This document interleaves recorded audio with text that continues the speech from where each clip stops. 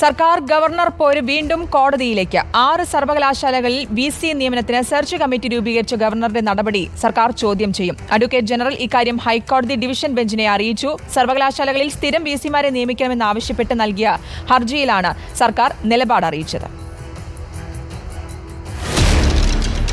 സംസ്ഥാനത്തെ 6 സർവകലാശാലകളിലെ vice chancellor നിയമനത്തിനാണ് governor കഴിഞ്ഞ ദിവസം സെർച്ച് കമ്മിറ്റി രൂപീകരിച്ചത്. കേരള, MG, KTU, കാർഷിക, ഫിഷറീസ്, മലയാളം സർവകലാശാലകളിലെ VCമാരെ തീരുമാനിക്കാനാണ് സെർച്ച് കമ്മിറ്റി. UGCയുടെയും ചാൻസലറുടെയും നോമിനികളെ ഉൾപ്പെടുത്തിയായിരുന്നു രാജ്ഭവന്റെ വിജ്ഞാപനം. ഈ ഉത്തരവ് ഹൈക്കോടതിയിൽ ചോദ്യം ചെയ്യുമെന്നാണ് സർക്കാരിന്റെ നിലപാട്. സർക്കാർ ഇക്കാര്യം ഹൈക്കോടതിയിൽ അറിയിക്കുകയും ചെയ്തു.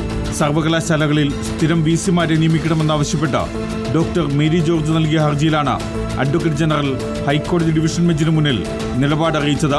UGC നിയമമനുസരിച്ച് സെർച്ച് കമ്മിറ്റി നിയമനത്തെക്കുറിച്ച് നേരിട്ട് പറഞ്ഞിട്ടില്ല. ഭരണഘടനയുടെ 2ാം പട്ടിക അനുസരിച്ച് സംസ്ഥാന സർക്കാരിന്റെ പരിഗണനാ വിഷയമാണ് സർവകലാശാല. ഭരണഘടനയുടെ അനുച്ഛേദം 162 അനുസരിച്ച് സെർച്ച് കമ്മിറ്റി രൂപീകരിക്കാൻ സംസ്ഥാന സർക്കാരിനാണ് അധികാരം. കേരള, MG സർവകലാശാലകളിൽ 3 അംഗ സെർച്ച് കമ്മിറ്റിയാണ് രൂപീകരിക്കേണ്ടത്. ഗവർണർ രൂപീകരിച്ചത് 2 അംഗ സെർച്ച് കമ്മിറ്റിയെ മാത്രം.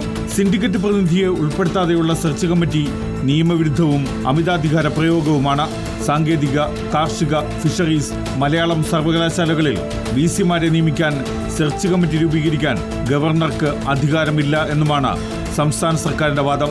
ഗവർണറുടെ ഉത്തരവ് ചോദ്യം ചെയ്ത സർക്കാർ അടുത്ത ദിവസം തന്നെ ഹൈക്കോടതിയെ സമീപിക്കും. Legal desk reporter.